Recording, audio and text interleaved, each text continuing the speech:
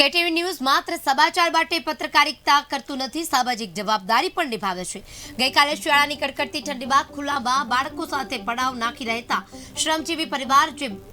ખજૂરીના પાનમાંથી સાવરણી બનાવી પરિવારનું ગુજરાન ચલાવે છે, એ પરિવારને ઠંડી સામે રક્ષણ મળે એ માટે કેટીવી સામાજિક આગેવાનો સાથે ગરમ ધાબળાનું વિતરણ કરી માનવતા બહેકાવી હતી।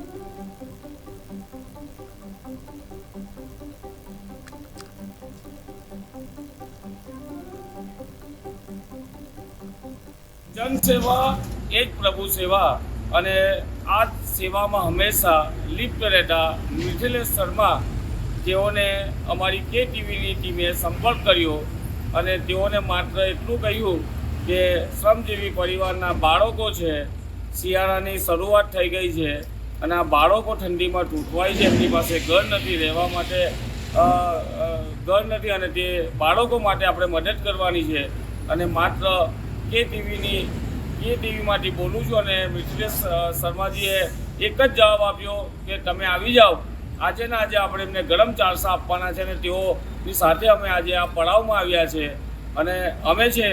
માત્ર પત્રકારિતા નથી કરતા પણ અમે જનસેવા પણ કરીએ છીએ, સામાજિક સેવા પણ કરીએ છીએ અને મિથિલેશ શર્મા જેવા સામાજિક આગેવાનો પણ છે જે આજે પણ જીવન છે અને સમાજની અંદર આવું સારું કામ કરતા રહે છે। ત્યારે આજે આ પરિવાર છે જે શ્રમજીવી પરિવાર છે, જેઓને ગરમ ચારસાની જરૂર હતી, તો તેઓ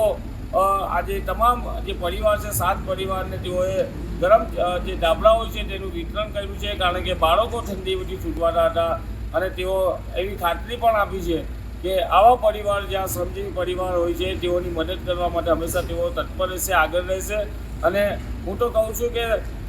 લોકોએ પણ આગળ આવવાની જરૂર છે, જે જરૂરિયાતમંદ છે તેઓની મદદ કરવાની જરૂર છે। આજે આ બાળકો છે જેને આવતીકાલનું ભવિષ્ય કહેવાય છે, આ બાળકોનું શિક્ષણની ચિંતા પણ આપણે જ કરવી પડશે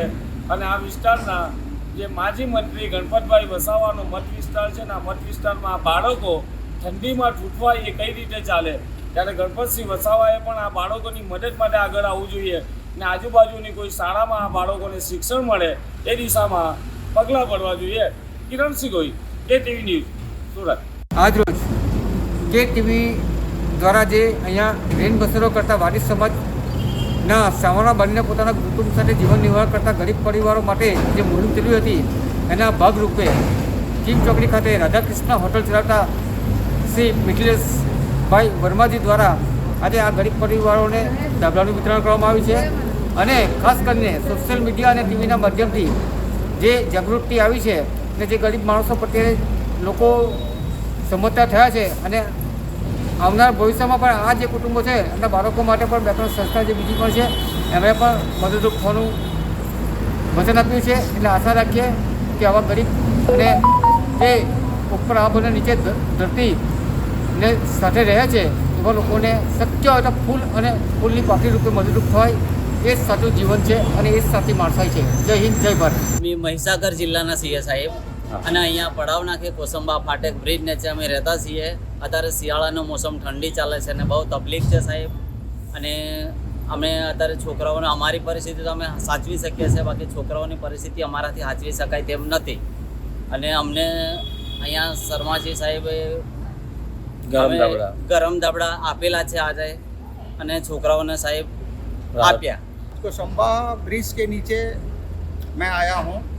किरण भाई ने मुझे फ़ोन किया, बोला कि वहाँ पर बहुत गरीब लोग हैं, वो ठंडी में छोटे छोटे बच्चे हैं, वो सब ऐसे ही रह रहे हैं, तो उनको कुछ हेल्प चाहिए, गरम चादर। तो मैंने बोला ठीक है, आप मेरे को बताइए कि कितने चादर चाहिए। फिर उन्होंने मेरे को बताया और उनके साथ में यहाँ पर आया हूँ और ये लोग हैं बेचारे, ये ब्रिज के नीचे रह रहे हैं, इनके पास कुछ भी नहीं है, मतलब आज कमाते हैं आज ही खाते हैं, कल के लिए इनके पास कुछ नहीं है, रोज़ कमाना रोज़ खाना इनके है और कपड़े भी नहीं इनके पास है। और हमसे जो कुछ हुआ है वो मैं इन लोगों को गर्म चादर दिया हूँ और आगे भी अगर कुछ होता है तो मैं करूँगा।